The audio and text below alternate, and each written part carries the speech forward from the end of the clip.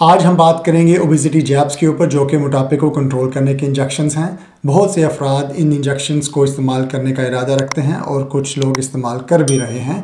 آج کی ایپیسوڈ میں ہم ڈسکس کریں گے کہ کن افراد کے لیے یہ انجیکشن کا استعمال مفید ثابت ہوتا ہے، ان انجیکشن کو استعمال کرنے کا کرائیٹیریا کیا ہے اور ان کے سائیڈ افیکٹ کیا ہیں۔ میرے ساتھ آج ہیں ڈاکٹر انعام اللہ خان، جو کہ کنسلٹنٹ اینڈوکرینولوجسٹ ہیں۔ ہمیں ہیلپ کریں گے انڈرسٹینڈ کرنے میں کہ کن افراد کے لیے انجیکشن مفید ثابت ہوں گے اور کن کو اس کا استعمال نہیں کرنا چاہیے۔ خوش آمدید doctor Khan faith and discipline podcast میں۔ ڈاکٹر خان، آپ یہ بتائیے کہ اوبیسٹی جیبس کیا ہیں؟ جی، یہ کچھ ایسی انجیکشنز ہیں جو کہ آج کل مارکیٹ میں اویلیبل ہیں۔ یہ مختلف ناموں سے اویلیبل ہیں، سچ ایز لیراگلوٹائڈ اور سکسینڈا، سیماگلوٹائڈ اور ویگووی، اور اس کے علاوہ منجارو جو ہے وہ لیٹسٹ انجیکشن جو کہ اویلیبل ہیں۔ یہ موٹاپے کو کم کرنے میں کافی مددگار ثابت ہوتے ہیں۔ میں نے سنا ہے کہ یہ موربڈلی اوبیس، جو کہ بہت زیادہ موٹاپے کا شکار ہیں افراد، ان کے لیے سوٹیبل ہے۔ کیا یہ بات ٹھیک ہے؟ جی بالکل۔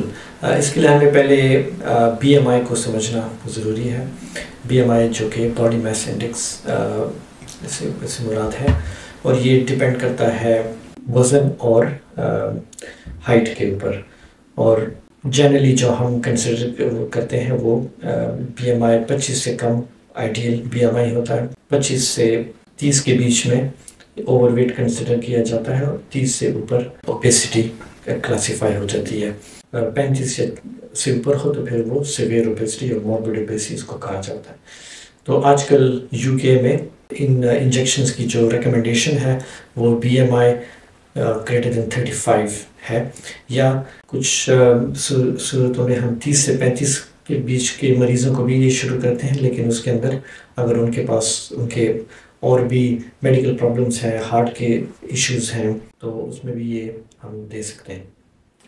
ایک ٹیکنیکل ٹرم ہے GLP-1، اس کا موٹاپے کو کنٹرول کرنے میں کیا کردار ہے؟ GLP-1 ایک ہارمون ہے جو کہ ہماری جسم پروڈیوس کرتا ہے، اور اس کا ایفیکٹ ہوتا ہے جو ہمارے جب بھی ہم خوراک کھاتے ہیں اور پھر وہ باڈی میں یوٹیلائز ہوتی ہے انسولین کے ذریعے سے، تو یہ ہارمونس کے اندر بہت میجر رول پلے کرتا ہے۔ تو یہ جو انجیکشنز ہیں یہ بیسیکلی اس ہارمون کے ایفیکٹ کو بڑھا دیتے ہیں یا اس جیسا اثر دکھاتے ہیں۔ ان کا مین ایفیکٹ ہمارے معدے اور بڑی چھوٹی آنت کے اوپر ہوتا ہے۔ اس کے علاوہ ان کا ایفیکٹ ہمارے دماغ کے اوپر بھی ہوتا ہے، جو کہ وہ والا سینٹر جو کہ ہمارے کھانے کو کنٹرول کرتا ہے اور ہماری بھوک کو کنٹرول کرتا ہے۔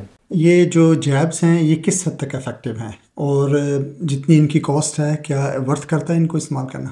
جی بالکل، بہت افیکٹو ہیں، اس لیے کافی مشہور بھی ہیں، اور ہر ایک انسان اس کے بارے میں انفارمیشن حاصل کرنا چاہتا ہے۔ اس کے اوپر کافی کلینکل ٹرائلز ہو چکے ہیں۔ یہ ہمیں انجیکشنز کے بارے میں پہلے سے اندازہ تھا، آج سے 15-20 سال پہلے سے یہ ہمارے جو ٹائپ 2 ڈائبٹیز کے پیشنٹس کے اندر یہ یوز ہوتی تھی، لیکن آہستہ آہستہ ان میں نئی دوائیاں آتی گئیں، اور یہ ہائر ڈوزز میں یہ ویٹ لاس کے لیے زیادہ یوز ہو رہی ہیں، اور ڈیفینیٹلی بہت افیکٹو ہیں۔ اس کے اوپر کافی، جیسے میں نے بتایا کہ ٹرائلز ہو چکے ہیں، اور ایک ایسا ٹرائل پچھلے سال کمپلیٹ ہوا منجارو پہ، جس میں انہوں نے بتایا کہ یہ تقریباً 3 سال کے عرصے کے اندر 20% ویٹ لاس کرواتا ہے، اور یہ انتہائی مفید اور کارآمد انجیکشن ہے۔ یہ وہ ویٹ لاس ہے جو کہ ایک گیسٹرک بینڈنگ جو کہ بیریٹک سرجیکل پروسیجر ہے اس کے آلموسٹ اس کی ایکویلنٹ ہے۔ یعنی وداؤٹ سرجری آپ 20% ویٹ کم کر سکتے ہیں۔ جی، اس کی رفلی کاسٹ کیا ہے؟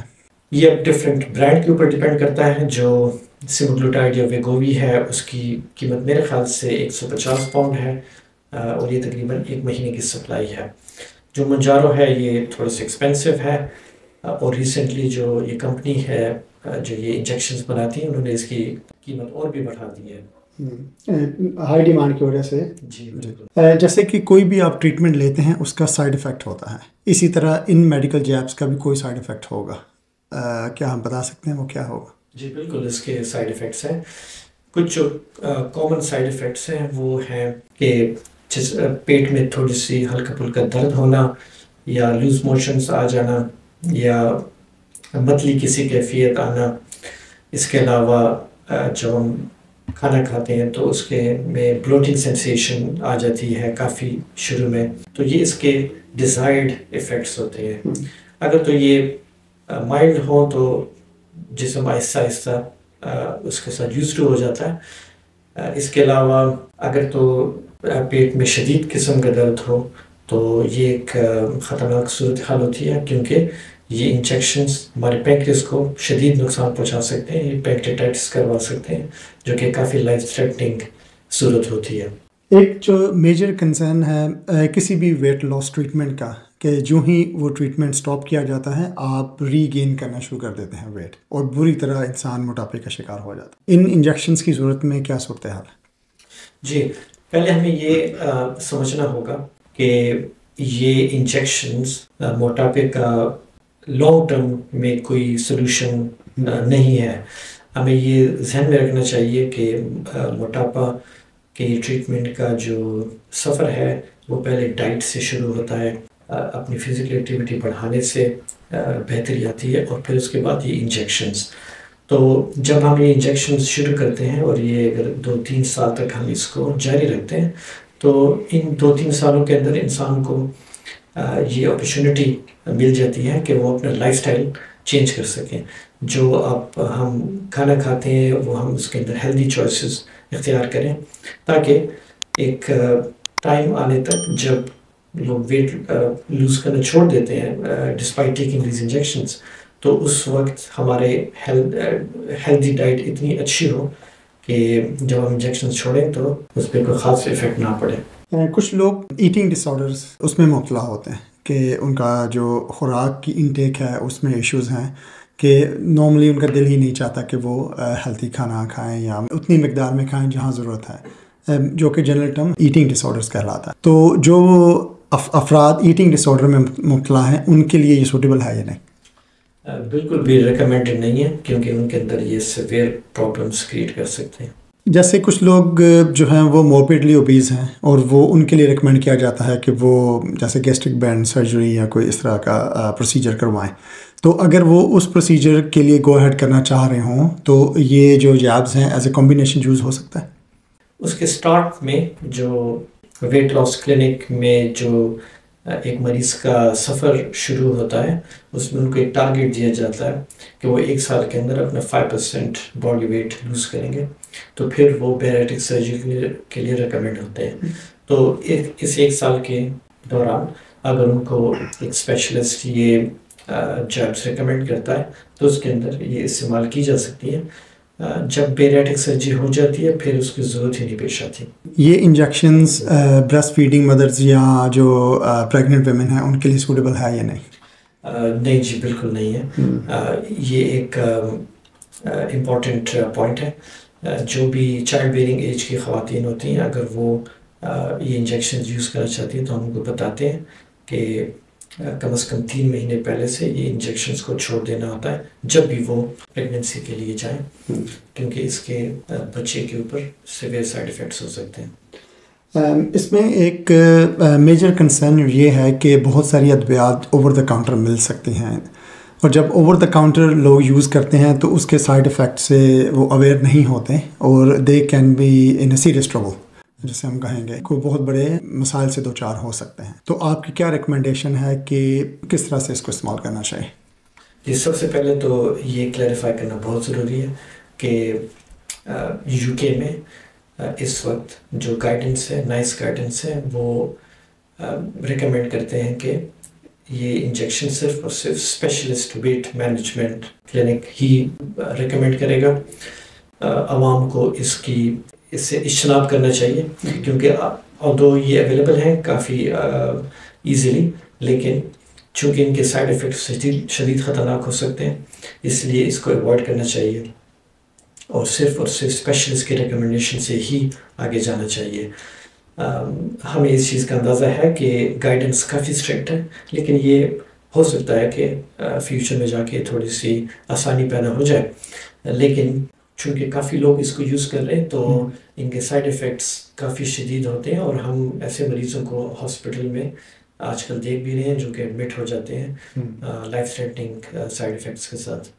جو انڈیا اور پاکستان میں ہمارے ناظرین ہیں وہ کسی اینڈوکرینولوجسٹ یا ڈائبٹولوجسٹ کی سپرویژن میں اس کو استعمال کریں۔ میرا آخری کویسچن یہ ہوگا کہ رادر دین لانگ ٹرم اس کا یوز کیا جائے ان انجیکشنز کا، تو ان کا صحیح استعمال کیا ریکمینڈ کریں گے آپ؟ جس صحیح استعمال جو ہم نے ڈسکس کیا انڈر سپرویژن ہی ہونا چاہیے، اور اس کے علاوہ جو ہم نے پہلے بات کی کہ اس کو ایز این اپرچونیٹی یوز کرنا چاہیے کہ ہم اپنے اس دوران اپنے لائف سٹائل کو چینج کریں، کیونکہ خوراک کے لحاظ سے تھوڑا سا مشکل ہوتا ہے اپنی لائف سٹائل کو چینج کرنا، لیکن یہ میڈیکیشنز چونکہ آپ کے بھوک کے اوپر ان کا خاصا اچھا افیکٹ ہوتا ہے، تو وہ ہماری جو ہیلدی ایٹنگ چوائسیز ہیں ان کو یہ جو ہے نا پروموٹ کرتا ہے، اور اسی کو ہی ہمیں آگے لے کے جانا چاہیے، اور اس پہ مکمل طور پر ریلائی نہیں کرنا چاہیے، کیونکہ یہ شارٹ ٹرم کے لیے تو ایک الٹرنیٹیو ہے لیکن یہ مسئلے کا حل نہیں ہے۔ اور